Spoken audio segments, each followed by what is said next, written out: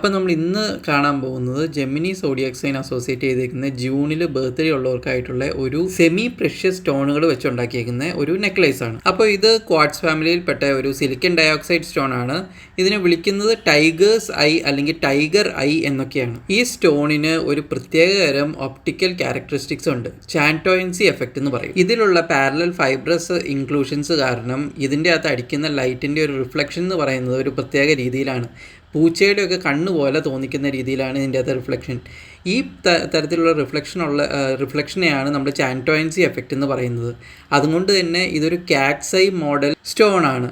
അപ്പോൾ ഈ കാണുന്ന റിഫ്ലക്ഷൻ ഇല്ലേ, നമ്മളിപ്പോൾ അങ്ങോട്ടും ഇങ്ങോട്ടും തിരിക്കുമ്പോൾ ഒരു ലൈൻ ആയിട്ടുള്ള ഒരു റിഫ്ലക്ഷൻ, അതപ്പോൾ ആ ഡാർക്ക് ബീഡ്സിൻ്റെ അടുത്ത് ആ ലൈറ്റ് റിഫ്ലക്റ്റ് ചെയ്യുന്നത് ഒരു പ്രത്യേക ലൈൻ ഫോർമേഷനിലാണ് വരുന്നത്. അതുകൊണ്ടാണ് ഇതിനെ കാറ്റ്സ് ഐ എന്ന് വിളിക്കുന്നത്. അതിന് തന്നെയാണ് ചാൻറ്റോയൻസി എഫക്റ്റ് എന്ന് പറയുന്നത്. South Africa, India, Namibia, Australia, United States എന്നീ രാജ്യങ്ങളിലാണ് ഇത് മെയിനായിട്ട് കണ്ടുവരുന്നത്. അതുകൂടാതെ തന്നെ വേറെയും രാജ്യങ്ങളിൽ ഇത് കണ്ടുവരുന്നുണ്ട്, ഈ സ്റ്റോൺസ് കണ്ടുവരുന്നുണ്ട്. അതിൽ തന്നെ സൗത്ത് ആഫ്രിക്കൻ സ്റ്റോൺസിനാണ് ഏറ്റവും ക്വാളിറ്റി ഉള്ളത്. ഇതിൻ്റെ നാച്ചുറൽ ആൻഡ് ക്വാളിറ്റിയുടെ പാരാമീറ്റേഴ്സ് എന്ന് പറഞ്ഞു കഴിഞ്ഞിട്ടുണ്ടെങ്കിൽ ഇതിൻ്റെ ഒരു കളറ് ഒരു ഗോൾഡൻ ടു റെഡിഷ് ബ്രൗൺ കളറായിരിക്കും. അതുപോലെ തന്നെ ഇത് ഭയങ്കര സ്മൂത്ത് ആയിരിക്കും. ചാൻറ്റോയൻസി എഫക്റ്റ് നല്ല അടിപൊളിയായിരിക്കും. ഇത് അത്യാവശ്യം ഹാർഡായിട്ടുള്ളൊരു സ്റ്റോൺ ആണ്. അതായത് ഒരു 7 MOH സ്റ്റോൺ ആണ്. അതായത് ഈ സ്റ്റോൺ വെച്ചിട്ട് ഒരു ഗ്ലാസ്സിൽ ഉരച്ച് കഴിഞ്ഞാൽ ഗ്ലാസ്സിൽ സ്ക്രാച്ചസ് വീഴും. ഇപ്പം നമ്മുടെ കയ്യിലുള്ളത് സ്ക്വയർ ഫോമിലും സർക്കിൾ ഫോമിലും ബീഡ്സ് ആയിട്ടുള്ള ടൈഗർ ഐസ് ആണ്.